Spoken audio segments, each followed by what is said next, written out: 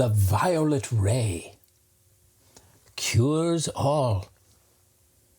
A spark-throwing generator, cell revitalizer, with all the hallmarks of a mad scientist's brainchild, with its eerily glowing glass electrodes, that promised to cure everything from acne to arthritis, along with a raft of other medical miracle machines, potions, salves, elixirs, widely touted, claimed and loudly declaimed at fairs, in newspapers and mail-order catalogs, on radio broadcasts, that generated fame and fortunes for a while for their inventors and promoters in the wild patent medicine west of America's early 20th century.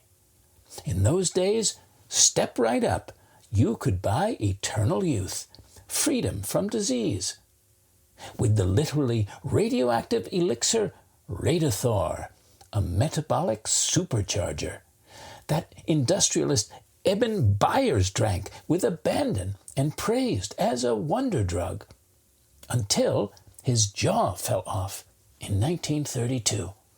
Or radium emanation water that promised, quote, perpetual sunshine in your veins, while it decayed your bones.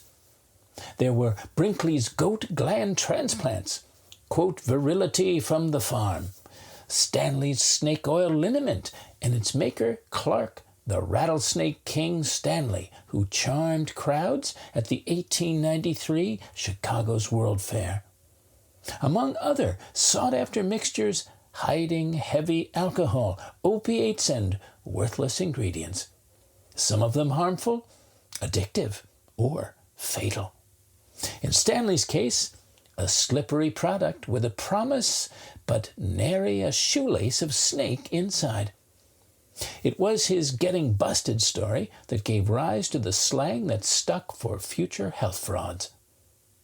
Three of my favorites: the immensely popular Peruna, a temperance-era tonic, a supposed catarrh banisher, in reality a disguised liquor, 28% alcohol, that sold in the millions of bottles.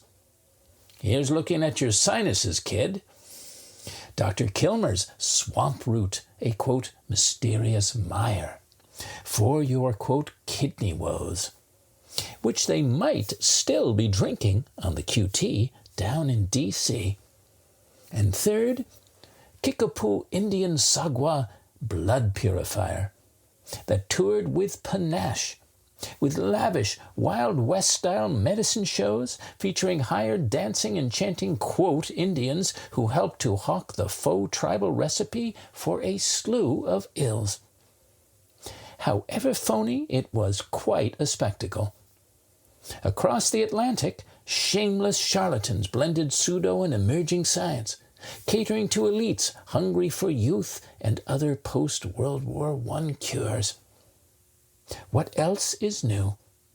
Among the figures cutting colorful swaths through the gullible continent was Russian-born surgeon Sergei Voronov, France's monkey gland maverick, and his xenotransplantation, grafting chimpanzee testicles into aging men and some women to reverse their impotence and senility.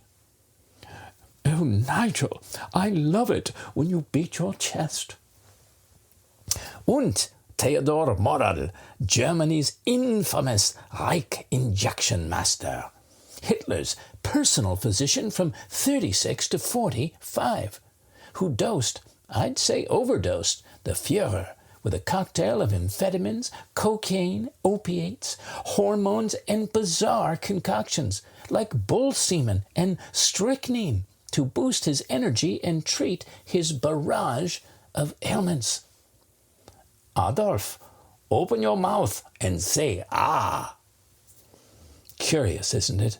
Going from all the low-tech quackery of its kind, so pervasive back then, and roundly rooted out, to all the high-tech fakery that's so persuasive, invasive now playing and playing us on screens everywhere, from living rooms to bedrooms to waiting rooms, selling seemingly true but frequently tall and boldly false tales, duping, bamboozling, and misleading many an unskeptical man and woman.